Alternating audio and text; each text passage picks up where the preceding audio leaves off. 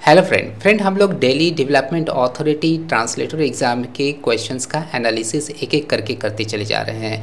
Friend काफ़ी exclusive analysis मैं आपको प्रोवाइड कर रहा हूं। यदि आप पूरा सेट 100 क्वेश्चंस का सेट का आप डिटेल में एनालिसिस एक्सक्लूसिव तरीके से आप एनालिसिस ध्यानपूर्वक अगर सुनते हैं तब आपके अन्य एग्ज़ाम्स के लिए भी बहुत ही अच्छी खासी तैयारी हो सकती है।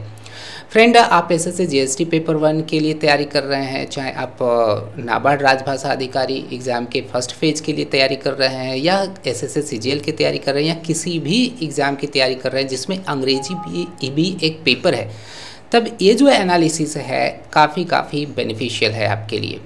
ओके फ्रेंड, हम लोग पिछले सेशन में इस एग्ज़ाम के 6 क्वेश्चंस का एनालिसिस किए हुए थे। आज हम लोग फर्दर 7वें क्वेश्चन से हम लोग इस एग्ज़ाम में पूछे गए क्वेश्चंस का डिटेल में एनालिसिस करते हैं। तो friend let's get started. Friend आप यहाँ पर जो क्वेश्चन देख पा रहे हैं वह क्या है, if you need dash information please contact my assistant. यदि तुमको ज़रूरत है इन्फॉर्मेशन की, किस तरह की सूचना की, आपको यहाँ पर ऑप्शंस इसके लिए मिल रहे हैं, तब आप मेरे सहायक से मिले। ठीक है, तो किस तरह की इन्फॉर्मेशन की बात कर रहे हैं। ऑब्वियसली यहाँ पर आपको दिख रहा है 4 ऑप्शंस है, फार्दर, फार, मोर फर्दर और फर्दर। एक एक करके हम लोग क्वेश्चन का एनालिसिस करते हैं। ऑब्वियसली फर्दर होगा, लेकिन ये 3 क्यों नहीं होगा इस पर हम लोग विचार करते हैं।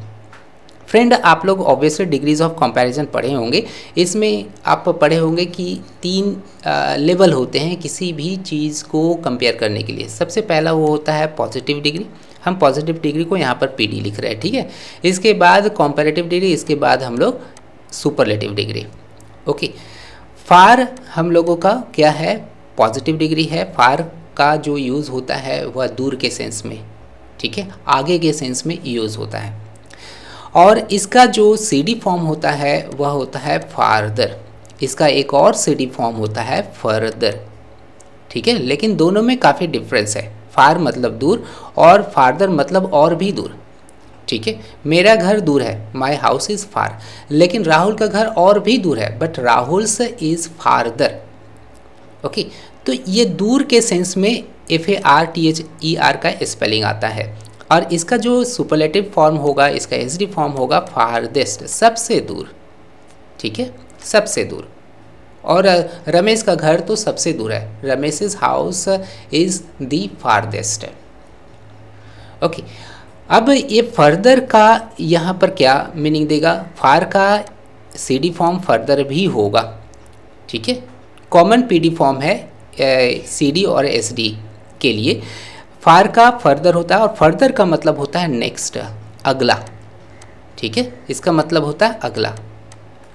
और इसी का आपका एसडी जो फॉर्म होगा वो होगा फर्देस्ट, सबसे अगला, सबसे आगे का।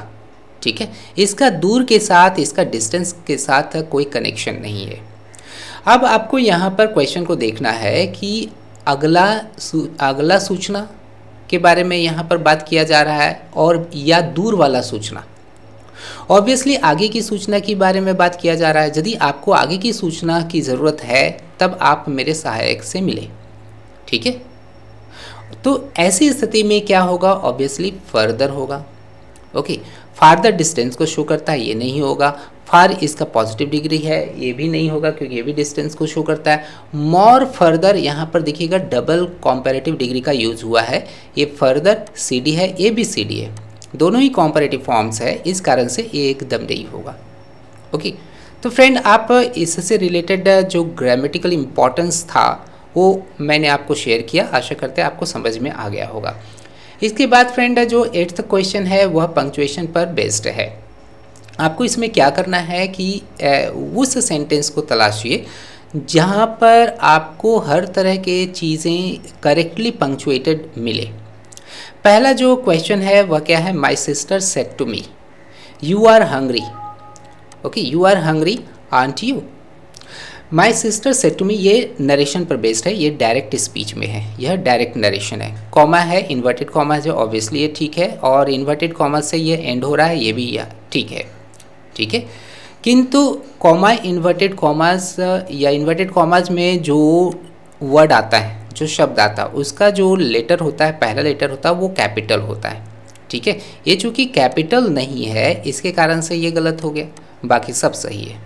दूसरे पर हम लोग फोकस करते हैं। दूसरा क्या है, my sister said to me, comma दिया हुआ है, कॉमा नहीं दिया हुआ रहता तो ये भी रॉन्ग हो जाता।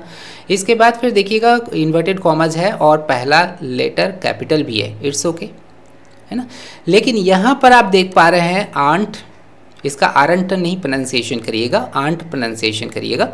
यहाँ देखिएगा, यहाँ ठीक है, ऑब्वियसली सही है, ये कॉन्ट्रैक्टेड फॉर्म यहाँ पर सही है। फ्रेंड, आपको जानना है कि एपोस्ट्रोफी का यूज़ हम लोग किसी भी कॉन्ट्रैक्शन के लिए कैसे करते हैं। आर नॉट है, ठीक है, इसका प्रोनाउंसिएशन आंट करते हैं। ये ओ को हम लोग यहाँ पर छुपा रहे हैं, तो जिस लेटर को छुपाया जाता है, जिस लेटर को हटाया जाता है, वहाँ पर हम लोग एपोस्ट्रोफी का सिर्फ यूज कर देते हैं। तब क्या हो जाएगा इसका कॉन्ट्रैक्शन या कॉन्ट्रैक्टेड रूप, आर लगाइए, एन लगाइए और ओ के जगह पर एक एपोस्ट्रोफी दे दीजिए, इसके बाद टी दे दीजिए। ठीक है, 7 o'clock में भी वही बात आप देखते हैं, यहाँ एपोस्ट्रोफी दिया गया है, इसका यह मतलब है कि यहाँ पर कोई ना कोई एक लेटर छुपा हुआ है। तो कौन सा लेटर यहाँ पर छिपा हुआ है? ऑब्वियसली यहाँ पर एफ छुपा हुआ है, 7 o'clock। ठीक है, घड़ी के साथ, ये ऑफ का मतलब क्या होता है, यहाँ पर एफ छुपा हुआ है और छुपाने के कारण से हम लोग यहाँ पर एपोस्ट्रोफी का यूज़ करते हैं और पढ़ते भी हम लोग इसी तरह से 7 o'clock। एफ का उच्चारण यहाँ नहीं किया गया है। अगर आप एफ का भी उच्चारण करना चाहते हैं तो आप ऐसे भी लिख सकते हैं, 7 o'clock। ठीक है, घड़ी के साथ। तो फ्रेंड, आप इसका भी फंडा समझ में आ गया होगा कि एपोस्ट्रोफी का यूज़ कॉन्ट्रैक्शन में हम लोग कैसे करते हैं। ठीक है, जब एक और भी आप उम्दा किस्म का एग्जाम्पल आप ले लें, तब इससे रिलेटेड आप अपना फंडामेंटल को क्लियर करेंगे। बुक्स एंड बुक्स, यहाँ बुक्स है, ठीक है। यहाँ देखिएगा पहले भी एपोस्ट्रोफी लगा हुआ है और बाद में भी एपोस्ट्रोफी लगा हुआ है। ठीक है, इसका क्या मतलब हो गया?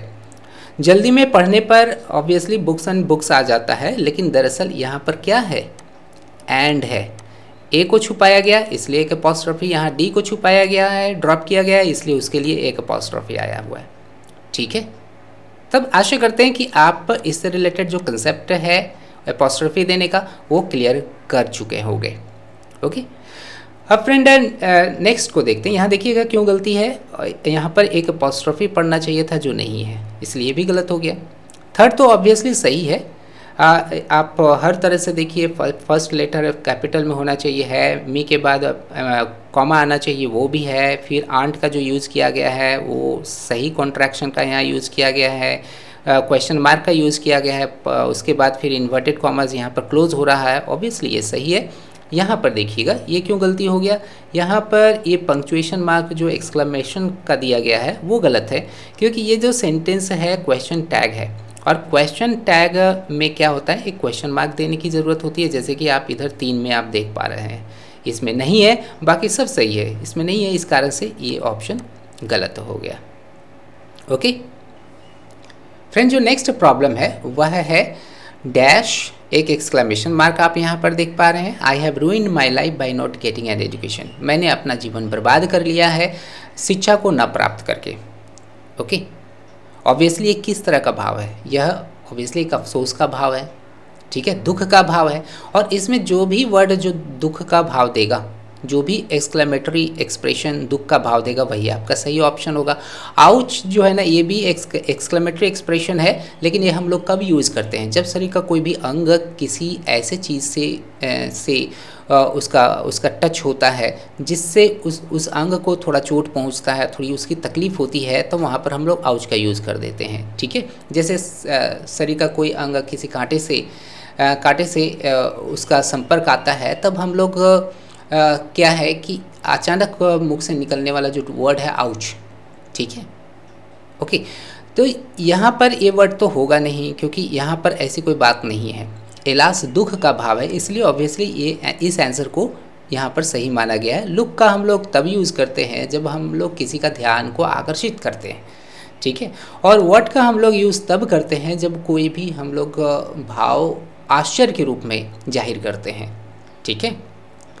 जैसे कोई परीक्षा में फेल हो गया, हाँ, और वो अचानक बोला और आपके मुंह से अचानक निकल गया कि व्हाट, ऐसा कैसे हो गया, ठीक है। तब वहाँ पर हम लोग वर्ड का यूज़ करते हैं। ओके, यहाँ पर हम लोग कौन सा वर्ड का यूज़ करेंगे? ऑब्वियसली एलास का यूज़ करेंगे, ठीक है, क्योंकि दुख का भाव है। ओके, हम लोग नेक्स्ट प्रॉब्लम को देखते हैं। नेक्स्ट प्रॉब्लम क्या है? She was happy to dash for her friend in her small apartment. वह काफ़ी खुश थी, कुछ तो विशेष करके वो काफ़ी खुश थी अपने फ्रेंड के लिए, अपने छोटे से अपार्टमेंट में अपने फ्रेंड को कुछ तो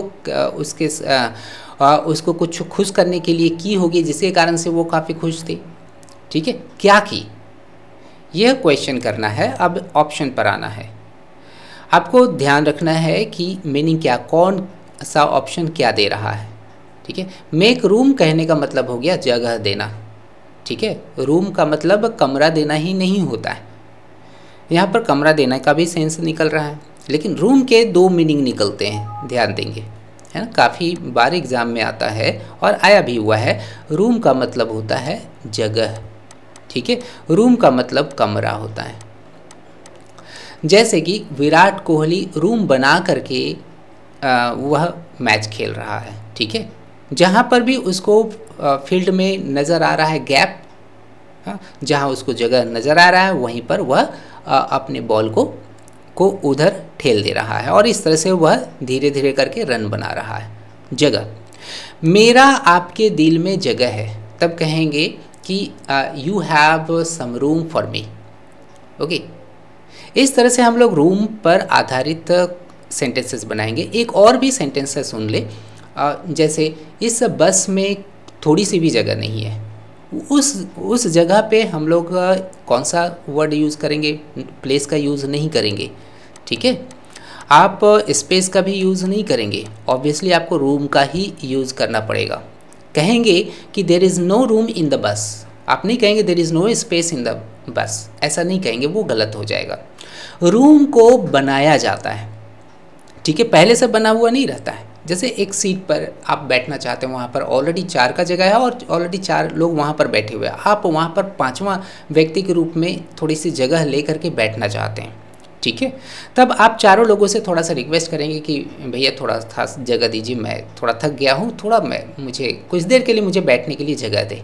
तब कहेंगे कि please make some room for me, आप नहीं कहेंगे please make some space for me, please make some place for me, ठीक है। तो रूम को बनाया जाता है, रूम पहले से नहीं रहता है जगह के सेंस में, ठीक है। इससे रिलेटेड एक फ्रेज़ आता है एग्ज़ाम में, आपको वो भी जान लेना है। वह कौन है? Elbow room. एल्बो रूम कहते हैं हम लोग फ्रीडम को, लेकिन ये कंप्लीट फ्रीडम नहीं होता है, ये स्वतंत्रता नहीं होता है, ये थोड़ा फ्रीडम। एल्बो मतलब होता है कोहनी भर जगह, जिसको ले करके आप थोड़ा सा अपने शरीर को हिला डुला सकते हैं, तब उसको हम लोग कहते हैं एल्बो रूम। हर व्यक्ति अपनी ज़िंदगी में एल्बो रूम चाहता है, everybody wants some elbow room in his life, ठीक है। थोड़ा फ्रीडम चाहिए, हर कुछ फ्रीडम चाहिए, नहीं तो उसका दम घुटेगा। ओके, तब आशा करते हैं आपको इस इडियोमेटिक एक्सप्रेशन का भी मीनिंग अच्छी तरह से समझ में आ गया होगा। और फ्रेंड, स्पेस का यूज़ हम लोग तब करते हैं जब हम लोग देखते हैं कि वो जो जगह है वह किसी खास चीज़ के लिए पहले से निर्धारित है। जैसे बच्चों के खेलने के लिए जगह, ओके, जो मैदान होता है वो खेलने के लिए होता है स्पेशली, ओके, तब उसे हम लोग स्पेस कहेंगे, प्लेस भी नहीं कहेंगे, ठीक है। गमला का रखने के लिए एक जगह निर्धारित किया गया है, तब उस जगह को हम लोग कहेंगे space. This is a space left for putting pots, ठीक है, वहाँ पर स्पेस का आप यूज़ करेंगे। और प्लेस जो होता है वो ऐसी जगह होता है जो पॉपुलेटेड होता है, वो किसी चीज़ के लिए भी आप यूज़ कर सकते हैं, लोकेशन का यूज़ कर सकते हैं। जैसे कि दिल्ली एक जगह है, दिल्ली इज़ अ प्लेस, ठीक है, वहाँ पर आप यूज़ करिए। तो फ्रेंड, आशा करते हैं इन तीनों ही शब्दों के बीच में डिफरेंसेस समझ गए होंगे, और एग्ज़ाम में इससे रिलेटेड प्रॉब्लम्स आता है तब आप काफ़ी आसानी से आप डिफ्रेंशिएट करके सही ऑप्शन पर टिक लगा सकते हैं।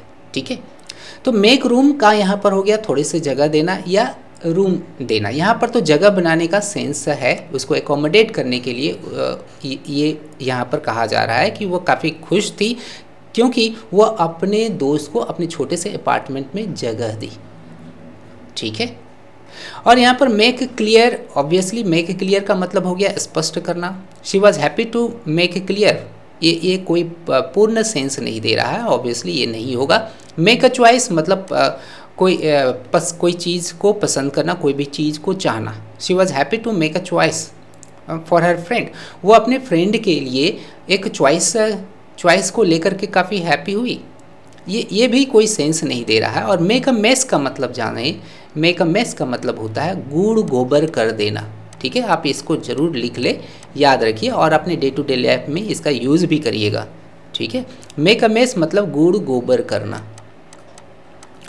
जैसे कोई भी चीज़ को ऑर्डरली वे में करना चाहिए था, लेकिन आपने हर चीज़ को तहस नहस कर दिया, जैसे तैसे कर दिया, तब आप कहेंगे कि I have made a mess of everything. बच्चे घर में सामानों का गुड़ गोबर कर देते हैं, जैसे तैसे डिसऑर्डरली वे में इधर उधर कर देते हैं। तब उस स्थिति को, उस सिचुएशन में हम लोग इस इडियोमेटिक एक्सप्रेशन का यूज़ करेंगे कि children have made a mess of the clothes.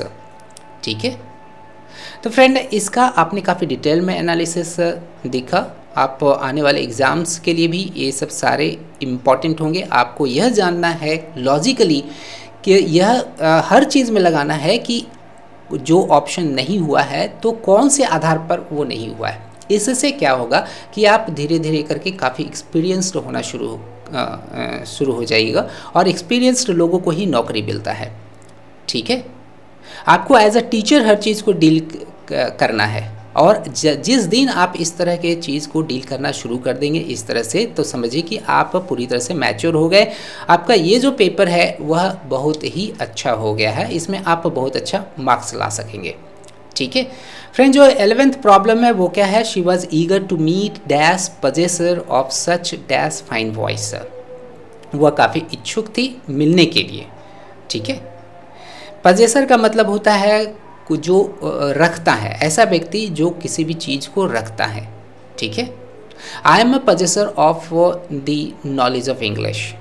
ठीक है, इस तरह से हम इस वर्ड का यूज़ करेंगे। ओके, और इसके बाद फाइन वॉइस, बड़ा सुंदर सा वॉइस। इस तरह के सुंदर से वॉइस को रखने वाले के साथ वह मिलने के लिए इच्छुक थी। यहाँ पर कोई आर्टिकल का यूज़ करना है। She was eager to meet the का क्यों लगाया गया है यहाँ पर? क्योंकि खास पजेसर से आपको मिलना है जिसके पास फाइन वॉइस है। ठीक है, सभी पजेसर से नहीं मिलना है, उसी पजेसर से मिलना है जिसके पास खास वॉइस है। तो ऑब्वियसली यहाँ पर द आएगा, और उसके बाद ए। फाइन वॉइस तो एक ही व्यक्ति के पास तो नहीं रह सकता है ना, इसलिए यहाँ पर इनडेफिनिट आर्टिकल यहाँ लगाना है, लेकिन ये डेफिनिट हो गया। ठीक है, और ये सब तो ऑब्वियसली नहीं होगा। तो इस तरह से फ्रेंड आप 11 प्रॉब्लम्स को अच्छी तरह से एनालिसिस कर लिए हैं। फ्रेंड, यदि आप ऑब्जेक्टिव इंग्लिश की काफ़ी इस डिटेल में आप तैयारी करना चाहते हैं, जिसमें आप चैप्टर वाइज क्विजेस लेना चाहते हैं, आप मॉक टेस्ट लेना चाहते हैं अलग अलग तरह के एग्ज़ाम्स के लिए, आप क्लियर कंसेप्ट चाहते हैं, आप अच्छे खासे वीडियो लेक्चर से सुनना चाहते हैं, तब हमारे कोर्स डिटेल्स को देखें। कोर्स का डिटेल डिस्क्रिप्शन बॉक्स में ऑलरेडी दिया गया है, आप एक लिंक दिया है, उस लिंक पर आप ज़रूर क्लिक करके कोर्स की डिटेल्स को देखिए और हमसे ज़रूर जुड़िए। ऑब्वियसली हर तरह के गाइडेंस आपको मिलने वाले हैं। ओके, हम लोग अगले वीडियो सेशन में कुछ अन्य तरह के प्रॉब्लम्स पर फोकस करेंगे और इसी तरह से डिटेल में स्टडी करेंगे। एक एक का जो हमारा वीडियो सेशन इस क्वेश्चन पेपर से आ रहा है, प्लीज़ आप उसको इग्नोर नहीं करिएगा, सारे वीडियो लेक्चर्स को सिलसिलेवार ढंग से देखते चले जाइए। एक पूरा क्वेश्चन आपके कंसेप्ट को, बहुत सारे तरह के कंसेप्ट को क्लियर करने वाला है। Okay, wish you all the best. Thank you.